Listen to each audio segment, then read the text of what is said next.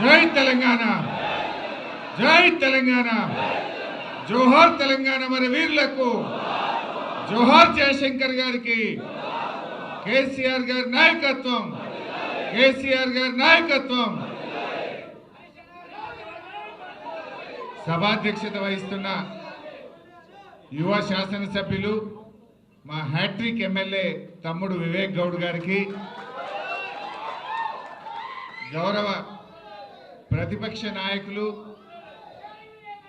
శాసన మండలి సభ్యులు పెద్దలు సిరికొండ మధుసూనాచారి గారికి, మాజీ మంత్రివర్యులు సోదరిమణి సబితా ఇంద్రారెడ్డి గారు, సునీత లక్ష్మారెడ్డి గారు, పువ్వాడ అజయ్ గారు, గౌరవనీయులు మల్లారెడ్డి గారు, అదేవిధంగా గౌరవ శాసనసభ్యులు మాణిక్రావు గారు, చింతా ప్రభాకర్ గారు, కాలేరు వెంకటేష్ గారు, లక్ష్మారెడ్డి గారు, ముఠా గోపాల్ గారు, మా పార్లమెంట్ సభ్యులు గౌరవనీయులు రవిచంద్ర గారు, గౌరవనీయులు వినోదన్న గారు, పొన్నా లక్ష్మయ్య గారు, దేవి ప్రసాద్ అన్న గారు, ఆర్ఎస్ ప్రవీణ్ కుమార్ గారు, సలీం గారు, మా వేదిక మీద ఉన్న మా రవీందర్ రావు శాసన మండలి సభ్యులు పెద్దలు, ఇంకా వేదిక మీద ఉన్న మా శాసన మండలి సభ్యురాలు సోదరిమణి వాణిదేవి అక్క గారు, గణేష్ గారు, యాదవ్ రెడ్డి గారు, దాసోజు శ్రవణ్ గారు, గౌరవ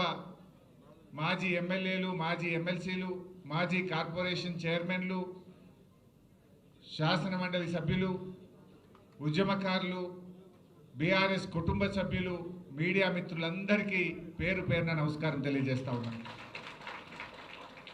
ముందుగా ఈ కార్యక్రమంలో పాల్గొంటున్న మీకు, తెలంగాణ రాష్ట్ర ప్రజలకు, యావత్ ప్రపంచవ్యాప్తంగా ఉన్న తెలంగాణ బిడ్డలందరికీ రాష్ట్ర అవతరణ దినోత్సవ శుభాకాంక్షలు తెలియజేస్తా ఉన్నాను.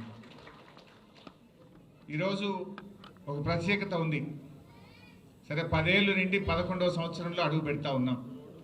బట్ ఈరోజు ఇంకో ప్రత్యేకత ఉంది ఈ రాష్ట్ర అవతరణ దినోత్సవానికి. ఎందుకంటే ఈ రాష్ట్రం వచ్చిందంటేనే బీఆర్ఎస్ వల్ల, కేసీఆర్ వల్ల. బీఆర్ఎస్ పార్టీ పెట్టి 25 ఏళ్ళు పూర్తయి రజతోత్సవ జరుపుకుంటున్న శుభ సందర్భంలో ఈ వార్షికోత్సవం జరుపుకోవడం నిజంగా నాకు చాలా సంతోషంగా ఉంది. ఎందుకంటే 25 ఏళ్ల కింద బీఆర్ఎస్ పార్టీ పెట్టినాడు ఈ రాష్ట్రంలో తెలంగాణ పదం నిషేధించబడ్డది. జై తెలంగాణ అని అసెంబ్లీలో మాట్లాడలేనటువంటి పరిస్థితి. ఆ రోజుల్లో కేసీఆర్ గారు పార్టీ పెట్టి ఈ రాష్ట్రాన్ని సాధించారు. ఇక్కడ ఉన్నటువంటి మీకు తెలుసు 25 ఏళ్ల కింద తెలంగాణలో పరిస్థితి ఏంది. మీకే కాదు ఈ రాష్ట్ర ప్రజలందరికీ తెలుసు. 25 ఏళ్ల కింద తెలంగాణ పరిస్థితి ఏంటంటే బొంబాయి, బొగ్గుబాయి, దుబాయి, వలసలు, ఆత్మహత్యలు, ఆకలి చావులు. ఇది 25 ఏళ్ల కింద నాటి తెలంగాణ పరిస్థితి. కానీ కేసీఆర్ గారు పట్టుబట్టి ఇవాళ ఆయన తనకు పదవులకు రాజీనామా చేసి జై తెలంగాణ అని ఉద్యమాన్ని ప్రారంభించారు. మీరు ఆలోచించండి, ఇవాళ ఈరోజు రాష్ట్ర ముఖ్యమంత్రిపై అక్కడ ఆవిర్భావ వేడుకలు జరుపుతున్నారంటే దానికి బీఆర్ఎస్ పార్టీ కారణం కాదా? దానికి కేసీఆర్ కారణం కాదా? నిజంగా కేసీఆరే లేకపోతే, బీఆర్ఎస్ పార్టీయే పుట్టకపోతే ఈరోజు రాష్ట్ర ఆవిర్భావ వేడుకలు మనం జరుపుకునే వాళ్ళమా? ఒక్కసారి గుండె మీద చేసి ఆలోచించండి అని నేను అడుగుతా ఉన్నా. ఎందుకంటే ఊసీల లెక్క గతంలో కూడా చాలామంది ఊసీలు పుట్టినట్టు తెలంగాణ పార్టీలు పుట్టినాయి. ఊసీళ్ళు అంతరించిపోయినట్టు ఆ పార్టీలు అంతరించిపోయిన పరిస్థితి మనం చూసాం.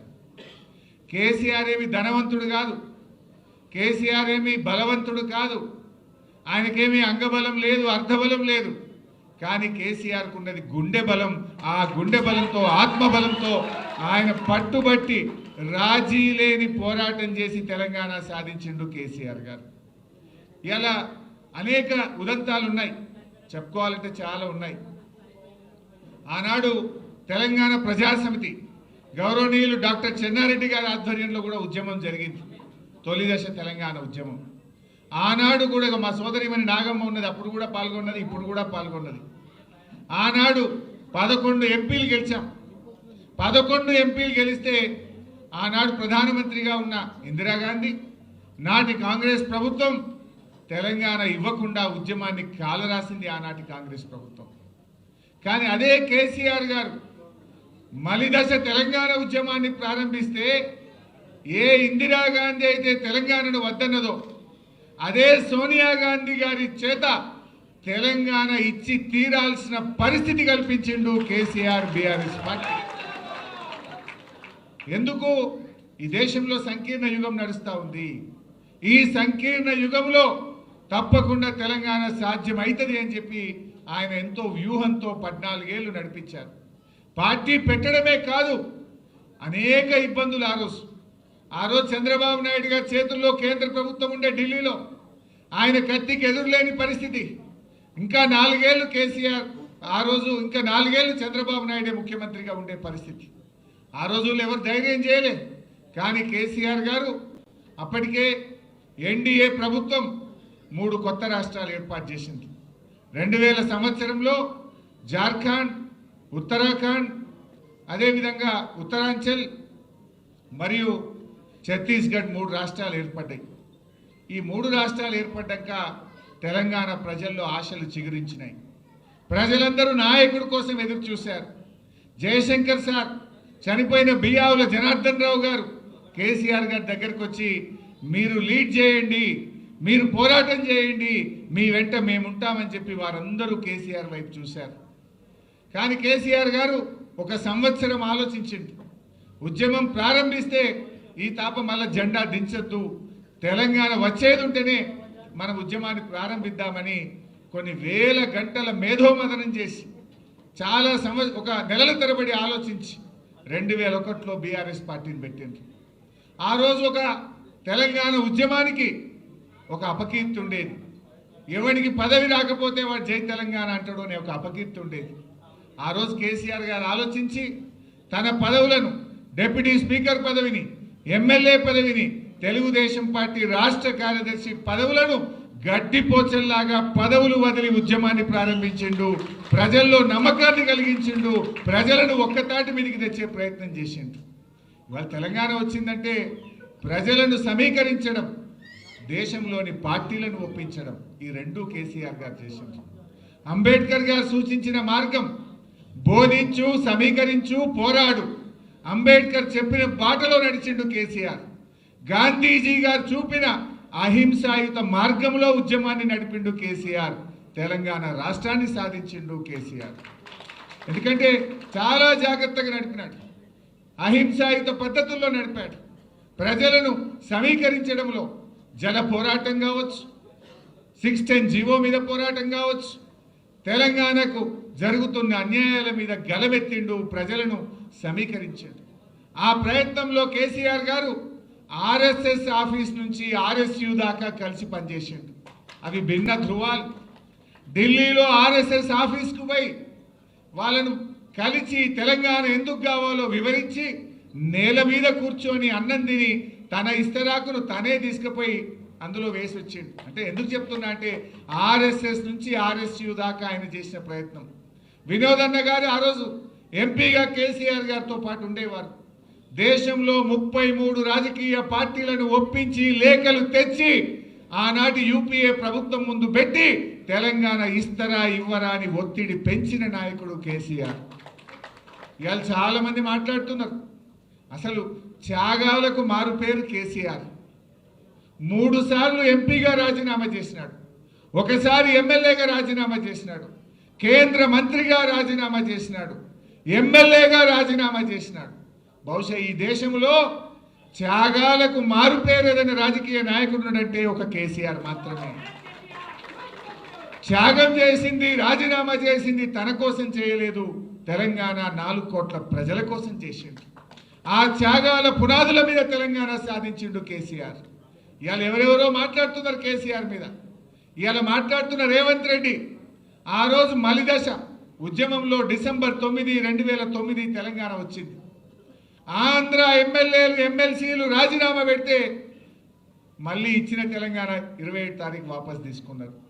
ఆ రోజు జేఏసీ ఏర్పాటు చేసి తెలంగాణలో అందరు రాజీనామా చేయాలంటే ఇదే రేవంత్ రెడ్డి ఆ రోజు తెలుగుదేశం పార్టీలో ఉండి జిరాక్స్ కాగితం ఇచ్చిండు తప్ప స్పీకర్కు ఒరిజినల్ కాగితం ఇవ్వలేదు.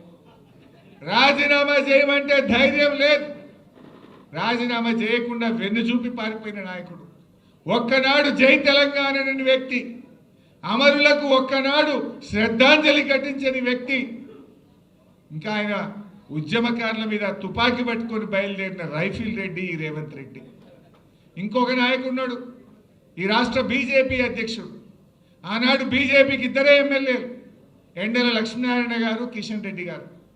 తెలంగాణ కోసం రాజీనామా చేయాలంటే కేసీఆర్ గారు మేమందరం రాజీనామా చేసినాం. బీజేపీకి వెళ్ళి రాజీనామా చేయమంటే పాపం ఎండల లక్ష్మీనారాయణ గారు రాజీనామా చేసిండు. ఇదే కిషన్ రెడ్డి గారు ఆనాడు రాజీనామా చేయకుండా వెన్ను చూపి పారిపోయిన వ్యక్తి. అంటే బీజేపీ అధ్యక్షుడు ఆనాడు తెలంగాణ కోసం త్యాగం చేయలే, రాజీనామా చేయలే. అదేవిధంగా ఈనాటి ముఖ్యమంత్రి తెలంగాణ కోసం రాజీనామా చేయమంటే చేయకుండా పారిపోయిన వ్యక్తి. ఇవాళ వాళ్ళు కేసీఆర్ని విమర్శిస్తున్నారు, ఇవాళ వాళ్ళు బీఆర్ఎస్ పార్టీని విమర్శిస్తూ ఉన్నారు.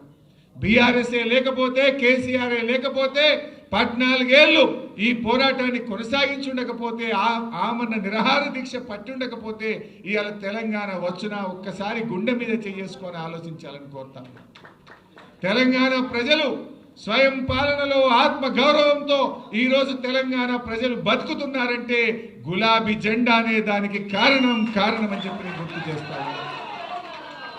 ఈ గులాబీ జెండా పుట్టుండకపోతే ఇవాళ స్వయం పాలనలో ఆత్మ గౌరవంతో తెలంగాణ ప్రజలు బతుకుండే వల్ల. ఆ రోజు ఏమందరు, తెలంగాణ వచ్చినాక కూడా అవమానపరిచిండ్రు. ఈ తెలంగాణ వాళ్ళకు పాలన చేత కాదు, వీళ్ళు వస్తే నక్సలైట్ రాజ్యం అవుతుంది, వీళ్ళు వస్తే మత కలహాలు పెరుగుతాయి, వీళ్ళకి అసలు పరిపాలన చేతనైతుందా అని మాట్లాడినటువంటి నోళ్ళు. ఆ నోళ్ల చేతనే శభాష్ కేసీఆర్ అని అద్భుతంగా 10 ఏళ్ళు పాలించి చూపిండు మన నాయకుడు కేసీఆర్. ఎంత అద్భుతంగా జరిగిందో కూడా మీకు తెలుసు. రాష్ట్రంలో 10 ఏళ్లలో ఏ రంగంలో చూసినా తెలంగాణ దేశానికి మార్గదర్శకంగా నిలిచింది. ఆనాడు కేసీఆర్ అభివృద్ధిలో ఈ రాష్ట్రాన్ని అగ్రగామిగా నిలిపితే, ఈనాడు రేవంత్ రెడ్డి అబద్ధాలలో అగ్రగామిగా ఈ రాష్ట్రాన్ని నిలుపుతా ఉన్నాడు. కేసీఆర్కు రేవంత్ రెడ్డికి తేడా ఏంటంటే, అభివృద్ధిలో కేసీఆర్ అగ్రగామి, అబద్ధాలు ఆడడంలో రేవంత్ రెడ్డి అగ్రగామిగా నిలిచింది. ఇవాళ ఈరోజు కూడా రాష్ట్ర అవతరణ వేడుకల్లో కూడా రేవంత్ రెడ్డి ఆయన ఉపన్యాసాల్లో అన్ని అబద్ధాల పరంపరనే. ఇవాళ ఆయన మాట్లాడుతూ అంటాడట, మహిళలకు 21,000 కోట్ల రూపాయల వడ్డీ లేని రుణం ఇచ్చిన అంటాడట. ఇచ్చినావా రేవంత్ రెడ్డి? నేను సవాల్ విసురుతున్నా, నువ్వు 21,000 కోట్ల వడ్డీ లేని రుణం ఇచ్చినట్టు జీవో చూపించు, ఆధారం చూపించు, నేను రాజీనామా చేయడానికి సిద్ధంగా ఉన్నా. నువ్వు ఇచ్చింది 21,000 కోట్లు వడ్డీతో కూడిన రుణాలు ఇచ్చినవు తప్ప అక్క చెల్లెలకు వడ్డీ లేని రుణాలు ఇవ్వలేదు. ఆ అక్క చెల్లెలను మోసం చేసినావు నువ్వు. ఇవాళ ఆయన మాట్లాడుతుండు 60,000 ఉద్యోగాలు ఇచ్చిన నోటిఫికేషన్లు చూపి. నీ ప్రభుత్వం వచ్చినాక ఉద్యోగాలకు 60,000 ఉద్యోగాలకు నువ్వు నోటిఫికేషన్లు ఇచ్చినట్టు చూపి రేవంత్ రెడ్డి. నువ్వు ఇచ్చింది కేవలం 10,000 మాత్రమే. ఆ మిగతా ఉద్యోగాలు కేసీఆర్ గారి నోటిఫికేషన్ ఇచ్చి, పరీక్ష పెట్టి, ఫలితాలు ఇచ్చి, ఫిజికల్ టెస్ట్ చేస్తే వాటికి కాయిదాలు పంచినవు తప్ప నువ్వు ఇచ్చింది కానే కాదు రేవంత్ రెడ్డి అని గుర్తుపెట్టుకో. అన్ని అబద్ధాలే. ఆయన మాట్లాడుతూ 275 లక్షల మెట్రిక్ టన్నుల పంట పండింది అన్నాడు. పండింది ఎవరి పుణ్యం?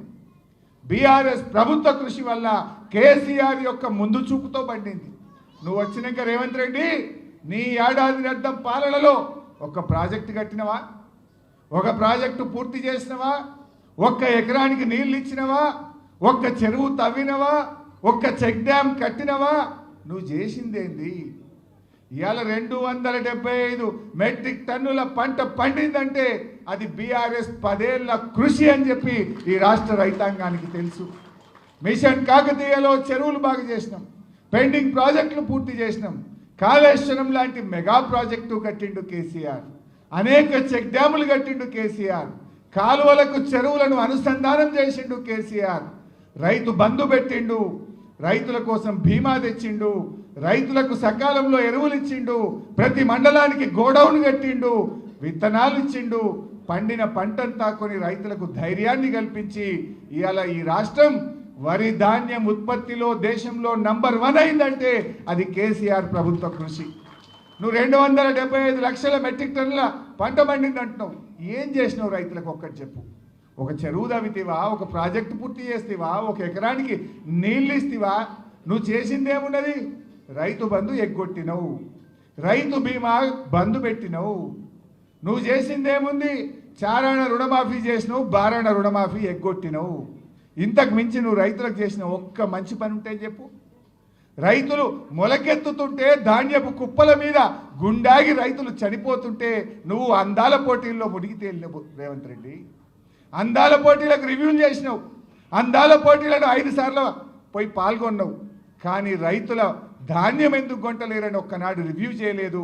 నీ మంత్రులు కానీ నువ్వు కానీ ధాన్యపు రాశుల మీద గుండాగి చనిపోయిన రైతుల్ని పరామర్శించే సమయం మీకు చిక్కలేదు. ఇది ఈరోజు చేస్తున్నది. నువ్వు అన్ని అబద్ధాలే. ఎన్ని అబద్ధాలు మాట్లాడిండు? 15 ఆగస్టు నాడు ఈ రాష్ట్రంలో రైతుల రుణమాఫీ చేసి తీరుతా అన్న ముఖ్యమంత్రి ఈ రోజు కన్నా చేసినావా? మళ్ళా 15 ఆగస్టు వచ్చింది. ఒక్క ఏడాది కడుపు కట్టుకుంటే 40,000 కోట్ల రూపాయల రుణమాఫీ చేస్తా అన్నావు. నువ్వు చేసింది 16-17 వేలే. మరి కడుపు కట్టుకోలేదా? మిగతా పైసలు ఢిల్లీకి కప్పం కట్టినవా? నీ జేబుల్లోకి పోయినాయా? ఎక్కడికి పోయినాయో చెప్పు. ఎప్పట్లోగా చేస్తావో చెప్పు. నువ్వు దేవుళ్ళ మీద ఒట్టు పెట్టి 15 ఆగస్టులోగా రుణమాఫీ చేస్తా అని మాట తప్పినావు. మొన్న అసెంబ్లీ సమావేశాల్లో మార్చి 31వ తేదీ కల్లా రాష్ట్రంలో రైతులందరికీ రైతు బంధు వేస్తా అన్నావు. 31 మార్చి పోయింది, ఇవాళ 2 జూన్ వచ్చింది. ఈరోజు కూడా రైతు బంధు డబ్బులు రైతులకు పల్లె. అసలు నువ్వు ఒక్క విషయమన్నా రాష్ట్ర అవతరణ దినోత్సవం నాడు కూడా నిజం మాట్లాడకపోతే, వెనకటికి ఏదో శాపం ఉన్నట్టు ఏదో అంటారు చూడు, నువ్వు అబద్ధం ఆడకపోతే తలబలిగి చనిపోతావు అన్నట్టు ఈ రేవంత్ రెడ్డికి అట్లాంటి శాపం ఏదో ఉన్నట్టు అనిపిస్తుంది నాకు. అబద్ధాలు తప్ప నిజాలు పలకడు. మరి మన కేసీఆర్ అభివృద్ధిలో ఈ రాష్ట్రాన్ని అగ్రగామిగా నిలిపిండు. ఎన్ని అద్భుతాలు! ధాన్యం ఉత్పత్తిలో నంబర్ 1, డాక్టర్ల ఉత్పత్తిలో తెలంగాణ నంబర్ 1 చేసిండు కదా. ప్రతి జిల్లాకు ఒక ప్రభుత్వ మెడికల్ కాలేజ్, 35 గవర్నమెంట్ మెడికల్ కాలేజీలు పెట్టి సంవత్సరానికి 10,000 డాక్టర్లను ఈ దేశానికి అందిస్తున్న రాష్ట్రంగా తెలంగాణను నిలిపిన ఘనత మన బీఆర్ఎస్ ప్రభుత్వాన్ని. తలసరి ఆదాయంలో తెలంగాణ నంబర్ 1, విద్యుత్ వినియోగంలో తెలంగాణ నంబర్ 1, మరి జిఎస్డిపి పెరుగుదలలో తెలంగాణ నంబర్ 1, రాష్ట్ర సొంత ఆదాయ వనరుల వృద్ధిలో తెలంగాణ నంబర్ 1, గొర్రెల మాంసం ఉత్పత్తిలో తెలంగాణ నంబర్ 1, చేపల ఉత్పత్తిలో తెలంగాణ నంబర్ 1, చెట్ల పెంపకంలో తెలంగాణ నంబర్ 1. ఇట్లా కేసీఆర్ అభివృద్ధిలో తెలంగాణ నగరంగామిగా నిలిపింది. రేవంత్ రెడ్డి నువ్వు ఎన్ని అబద్ధాలు ఆడుతీవి? 6 గ్యారంటీలు అంటివి, బాండ్ పేపర్లు ఇస్తేవి, మొదటి సంతకం రుణమాఫీ మీదనే అంటివి. నీ అబద్ధాలకు హద్దు పద్దు ఉన్నదా? అధికారంలో రాకముందు అబద్ధాలే, అధికారంలో వచ్చిన తర్వాత కూడా అబద్ధాలు. కానీ కేసీఆర్ ఒక్కటే చెప్తుంటాడు, మనం అధికారంలో ఉన్న ప్రతిపక్షంలో ఉన్న మన ఆలోచన అంతా తెలంగాణ కోసం కావాలి, తెలంగాణ ప్రజల కోసమే పనిచేయాలని చెప్పి ఇవాళ కేసీఆర్ ఆలోచనలో పనిచేస్తున్న పార్టీ బీఆర్ఎస్ పార్టీ. ఇవాళ ప్రతిపక్షంలో ఉన్నా మనం ఎక్కడ ఆగుతలేం కదా. ఈ ప్రభుత్వం మెడలు వంచి ఆ 16-17 వేల కోట్ల రుణమాఫీ అయిందంటే బీఆర్ఎస్ పోరాటం వల్ల అవుతా ఉంది. ప్రతి అడుగడుగున ఈ ప్రభుత్వం తప్పిదాల మీద మూసి బాధితుల్ని కాపాడింది ఎవరు? BRS party. నువ్వు హైడ్రా పెట్టి పేదల ఇండ్లు కూలిస్తే ఆ పేదలకు అండగా నిలబడ్డది ఎవరు? BRS party. ఇవాళ నువ్వు చేసే అరాచకాలు ప్రతి విషయంలో కూడా బీఆర్ఎస్ ఇవాళ తెలంగాణ ప్రజలకు ఒక శ్రీరామ రక్షలాగా, ఒక కవచంలాగా నిలబడతా ఉంది. నువ్వు ఏం చేసినావు రేవంత్ రెడ్డి? నువ్వు 18 నెలలు అయింది, ఒక్క మంచి పని ఉన్నదా? కేసీఆర్ కిట్టు బంధు పెట్టినావు, రైతు బంధు పెట్టినావు, ఇవాళ బతుకమ్మ చీరలు బంధు పెట్టినావు, విద్యార్థులకు ఫీజు రియంబర్స్మెంట్ బంధు పెట్టినావు. ఉన్న పథకాలు బంద్ చేయడం తప్ప నువ్వు చేసిన మంచి పని ఉందా? చేసిండు రేవంత్ రెడ్డి ఏమైనా చేసిండు అంటే బీఆర్ఎస్ ప్రభుత్వంలో మంచి పనులు ఏవైతే జరిగినాయో వాటి మీద కమిషన్లు మాత్రం వేసిండు. ఇవాళ రాష్ట్రం వచ్చిన 6 నెలల్లోనే 24 గంటల నాణ్యమైన కరెంట్ ఇచ్చిండు కేసీఆర్. పరిశ్రమలకు, రైతులకు, గృహాలకు కరెంట్ ఇస్తే ఆ కరెంటు మీద కమిషన్ వేసిండు. ఇవాళ కాళేశ్వరం ప్రాజెక్టు కట్టి 20 లక్షల ఎకరాలకు బీఆర్ఎస్ ప్రభుత్వం నీళ్లు ఇచ్చింది. ఈ మూర్ఖులు ఏం మాట్లాడతారు? ఒకడంటాడు ఒక్క ఎకరానికి నీళ్ళు రాలేదంటాడు, ఒకడంటాడు 50,000 ఎకరాలే వచ్చినాయి అంటాడు, ఒకడంటాడు 1,00,000 ఎకరాలకే నీళ్ళు వచ్చినాయి అంటాడు. నేనంటలేను, నీ ఇంజనీర్లు ఈ కాంగ్రెస్ ప్రభుత్వానికి ఇచ్చిన నివేదికలో 20 లక్షల ఎకరాలు కాళేశ్వరం ద్వారా కొత్త ఆయకట్టు స్థిరీకరణ జరిగింది అని నీ ఇంజనీర్లే చెప్తా ఉన్నారు. అలాంటి అద్భుతమైన ప్రాజెక్టు కాళేశ్వరం మీద ఒక కమిషన్ వేసిండు. అంటే బీఆర్ఎస్ ప్రభుత్వం చేసిన మంచి పనుల మీద కమిషన్లు వేస్తున్నావు. నీ పాలనలో కాంట్రాక్టర్ల దగ్గర 20% కమిషన్లు తీసుకుంటున్నావు. ఆనాడు జరిగిన మంచి పనుల మీద కమిషన్లు వేసుడు, నీ పాలనలో కాంట్రాక్టర్ల దగ్గర 20% కమిషన్లు తీసుకున్నాడు. ఇంతకు మించి నువ్వు చేసింది ఏమన్నా ఉన్నదా?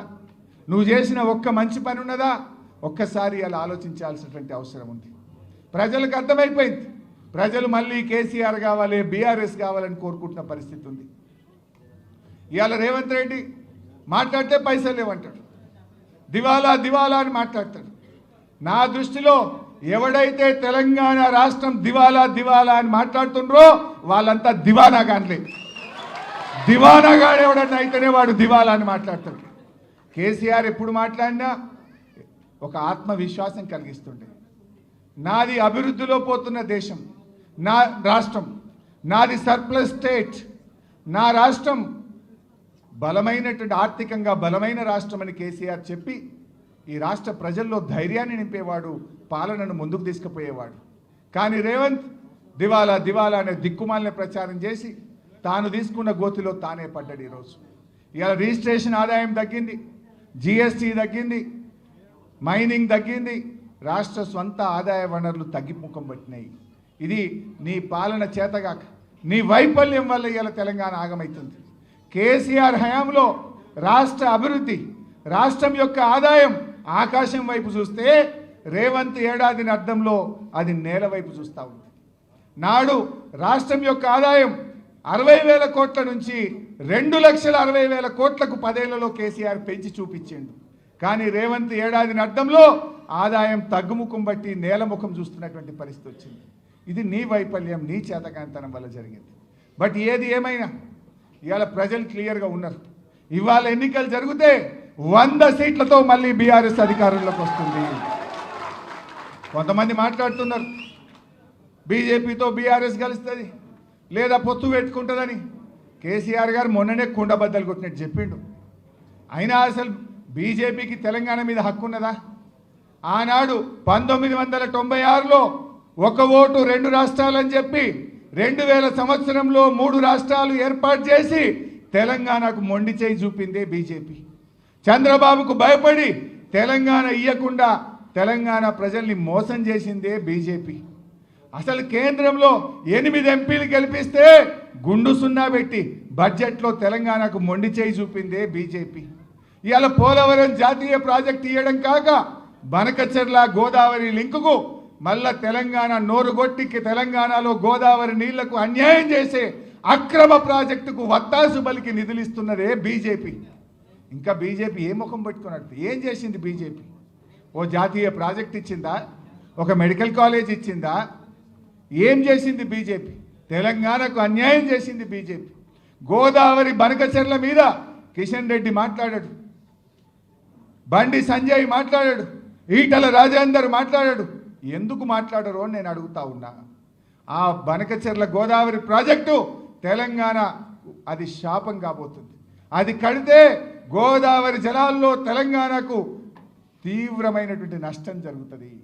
ఈ కాంగ్రెస్ దద్దమ్మ ప్రభుత్వం కృష్ణా నదిలో మొన్న 65 టీఎంసీలు తక్కువ వాడింది. మన హక్కును కూడా వాడుకునే తెలివితేటలు లేవు. గోదావరి బనకచెర్ల ప్రాజెక్టు ఆపే విషయంలో ఇవాళ రాష్ట్రంలో కాంగ్రెస్ ప్రభుత్వం పూర్తిగా ఫెయిల్ అవుతున్నటువంటి పరిస్థితి ఉన్నది. బట్ ఏది ఏమైనా బీఆర్ఎస్ ఉన్నది, మేము వదిలిపెట్టాం. రాష్ట్ర ప్రభుత్వం ఫెయిల్ అయితే బీఆర్ఎస్ ప్రభుత్వం అవసరమైతే సుప్రీంకోర్టుకు వెళ్ళైనా సరే గోదావరి బనకచెర్ల ప్రాజెక్టును ఆపి తీర్థం, తెలంగాణ ప్రయోజనాలు కాపాడతాం. బీజేపీ నాయకులారా, తెలంగాణ మీద ప్రేమ ఉంటే వెంటనే గోదావరి బనకచెర్లను ఆపండి, తెలంగాణ ప్రయోజనాలు కాపాడండి అని చెప్పి నేను ఈరోజు డిమాండ్ చేస్తా ఉన్నా.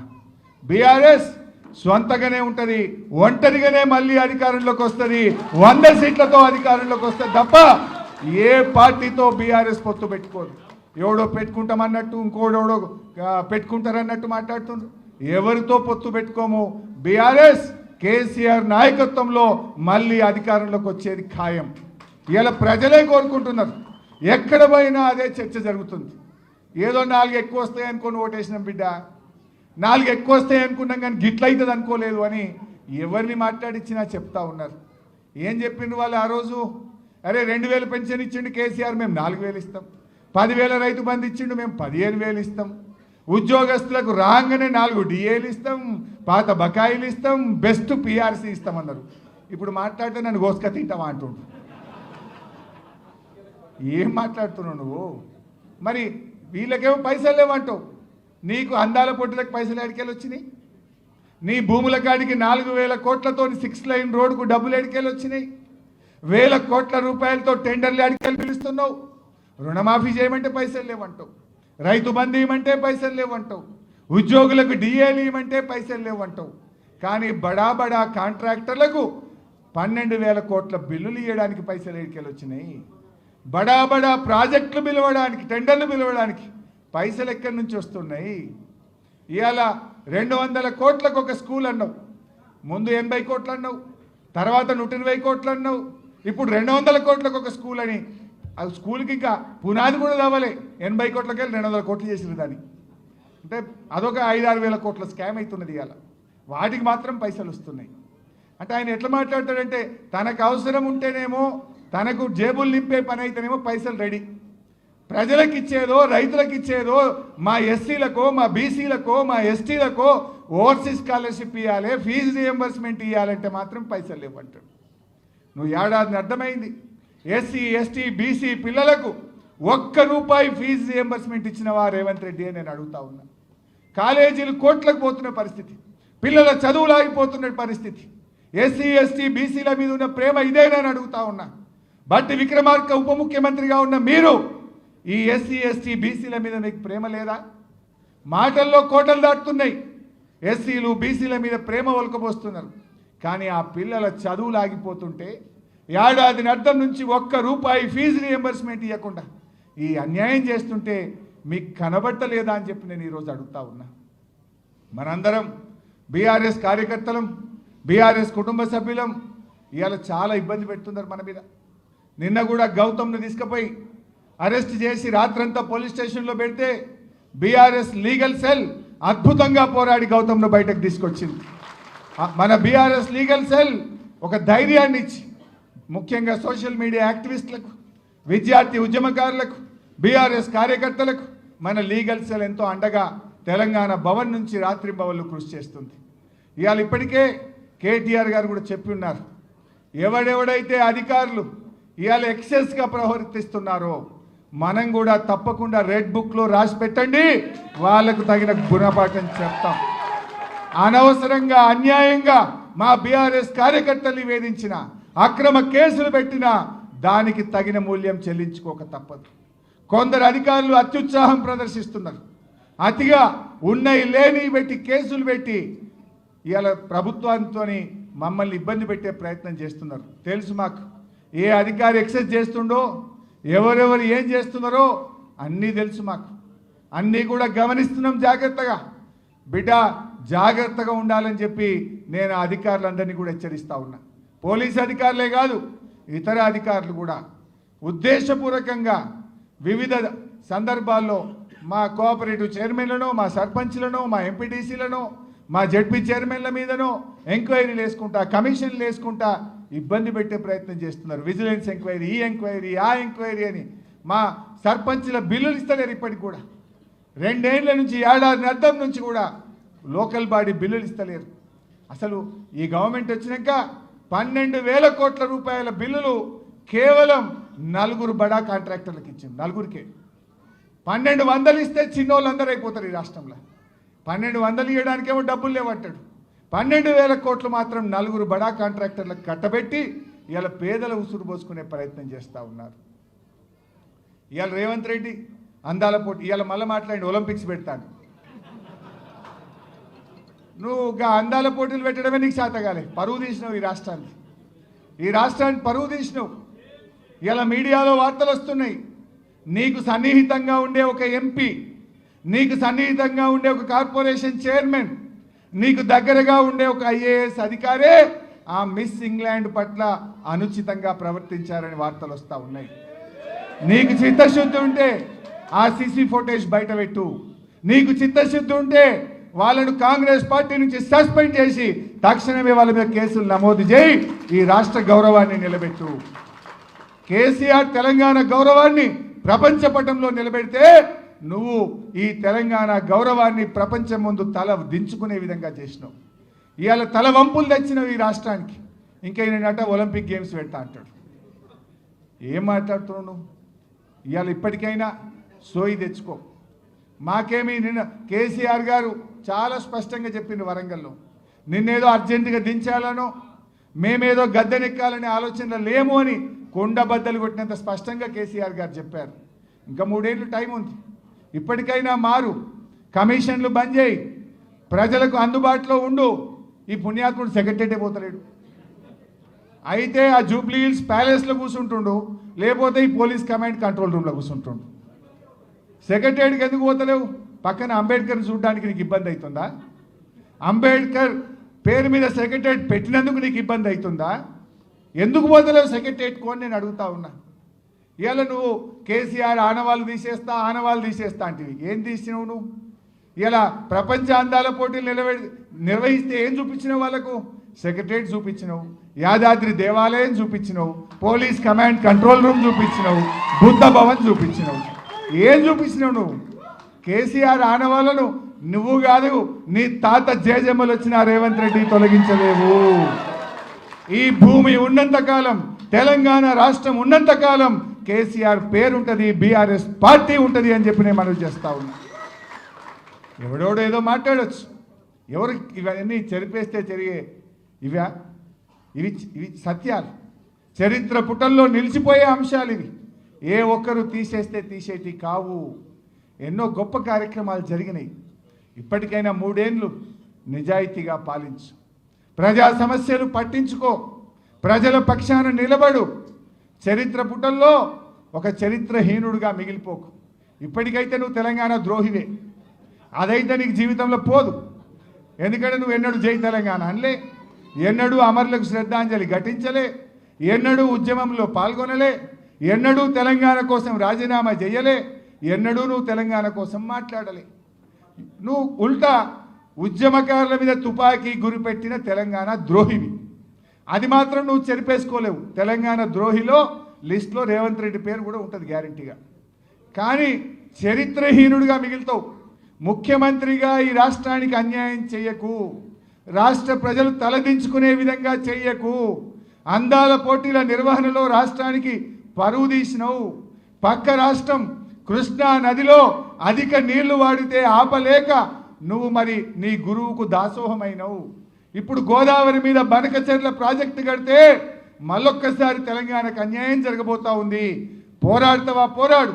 అఖిలపక్ష సమావేశం పెట్టు, అసెంబ్లీ సమావేశాల్ని వెంటనే పెట్టి దాని మీద చర్చ పెట్టు. ఢిల్లీకి ప్రధానమంత్రి దగ్గర పోదాం, పోరాటం చేద్దాం. అవసరమైతే ఢిల్లీలో ధర్నా చేయడానికైనా నీ వెంట రావడానికి బీఆర్ఎస్ పార్టీ సిద్ధం. నువ్వు ధైర్యంగా ఉన్నవా?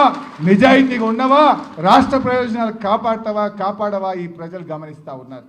నువ్వు చేయకపోయినా బీఆర్ఎస్ పోరాడుతుంది. మాకు బాధ్యత ఉంది. చావు నోట్లో తలబెట్టి తెలంగాణ తెచ్చిన కేసీఆర్ నిర్మించిన పార్టీ ఇది. ఇక్కడ ఉన్న బిడ్డలు తెలంగాణ ఉద్యమకారులు, తెలంగాణ కోసం జైళ్లలో ఉండి తెలంగాణ సాధించిన బిడ్డలు ఈ పార్టీలో ఉన్నారు. అందువల్ల మేము ఏ పోరాటానికైనా సిద్ధపడతాం.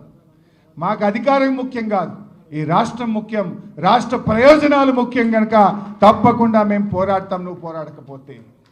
ఇవాళ మా సవితక్క కూడా మాట్లాడుతూ చెప్పిండ్రు, నిజంగా అక్క మేము ఎప్పుడు పోయినా హోంమంత్రిగా ఉండేది, మమ్మల్ని మాత్రం చాలా ప్రేమగా చూసుకునేది. వీలైనంత వరకు మీరు జాగ్రత్త అని మాకు చెప్పేది. కానీ నేను ఒక విషయం నిజాయితీగా చెప్తున్నా, ఉద్యమంలో ఆ రోజు మమ్మల్ని అరెస్ట్ చేస్తే ఇంత భోజనం పెడుతురు, 5 గంటలకల్లా పంపిద్దరు. కానీ ఇలా రేవంత్ రెడ్డి లెక్క దొంగ రాత్రి 12 గంటలకు చెత్తకపోవడు, 2 గంటలకు చెత్తకపోవడు మాత్రం ఆ రోజు లేదు. ఆడవిల్లలు ఎత్తుకపోయారు కదా మొన్న జర్నలిస్ట్ను. దొంగ రాత్రి 2 గంటలకు 3 గంటలకు వచ్చి ఎత్తుకపోవడు. ఆనాడు మేము ఎంత పోరాటం చేద్దాం, అరే దేనికి వెనకకు పోకపోదు, పడవెక్కి కూడా హుస్సేన్ సాగర్ ఎక్కిన ఆ రోజు. మేము రేపు పోరాటం ఉందంటే కూడా పొద్దుగాల 6 గంటలకు వచ్చి పట్టుకపోయేది, కానీ 8 గంటలకు వచ్చి పట్టుకపోయేది తప్ప ఈ రేవంత్ రెడ్డి లెక్క 12 గంటలకు రాత్రి అయితే పట్టుకపోలే ఆ రోజు. ఆనాడు సీమాంధ్ర ప్రభుత్వం ఉన్న సబితక్క లాంటి తెలంగాణ బిడ్డ ఉన్నది కనుక ఆ రోజు మాకు ధైర్యం ఉండేది, అట్లా చూసుకున్నటువంటి పరిస్థితులు ఉన్నాయి. అందుకే ఇవాళ ఆలోచన చేయాలి. ఇవాళ రాష్ట్రంలో లా అండ్ ఆర్డర్ మొత్తం కూడా నిజంగా ప్రజల కోసం పనిచేస్తలేదు. ప్రతిపక్షాల మీద కేసులు పెట్టుడు, బీఆర్ఎస్ కార్యకర్తల్ని వేధించుడు, మమ్మల్ని తిప్పల పెట్టడం మీదనే తప్ప ఎక్కడన్నా ఒక్క దాంట్లో ఇవాళ ప్రజల కోసం పనిచేస్తుండ్రా? రేవంత్ రెడ్డి వచ్చినాక లా అండ్ ఆర్డర్ పడిపోయింది. ఈ రాష్ట్రంలో కేసులు పెరిగినాయి, కేసుల సంఖ్య 30% పెరిగింది. ఇవాళ ఏ రంగంలో చూసినా అదే పరిస్థితి కనబడతా ఉంది. బట్ మనం ఇప్పుడు స్థానిక సంస్థల ఎన్నికలు వస్తాయంటున్నారు. నాకు తెలిసైతే ఆయనకు ధైర్యం లేదు. కానీ స్థానిక సంస్థల ఎన్నికలు వస్తే కూడా తప్పకుండా బీఆర్ఎస్ పార్టీ బ్రహ్మాండమైన ఫలితాలు సాధిస్తుంది. దానికోసం మన కార్యకర్తలు, కుటుంబ సభ్యులు అందరూ కూడా, బీఆర్ఎస్ కుటుంబ సభ్యులు సిద్ధంగా ఉందాం. రేపు ఎలాంటి స్థానిక సంస్థలు, మండల పరిషత్లు, జిల్లా పరిషత్లు, మున్సిపాలిటీలు ఏదొచ్చినా కూడా ఇలా ప్రజలు కాంగ్రెస్కు బుద్ధి చెప్పడానికి సిద్ధంగా ఉన్నారు. మనం కూడా సమాయత్తం కావాలని చెప్పి కోరుకుంటూ, ఈ బీఆర్ఎస్ పార్టీ కేసీఆర్ గారి నాయకత్వంలో తెలంగాణ ప్రజల పక్షాన చివరి దాకా ఉంటుందని చెప్పి నేను మీ అందరికీ మనవి చేస్తూ, ఇక సరేలే చాలా లేట్ అయిందని మా వాళ్ళు లేస్తుండ్రు. లగచర్లో ఉన్నది, ధాన్యం సేకరణ ఉన్నది, ఇంకా చాలా విషయాలు ఉన్నాయి. కానీ నేను వాటిల్లోకి పోకుండా మీ అందరికీ శుభాకాంక్షలు. జై తెలంగాణ, జై తెలంగాణ.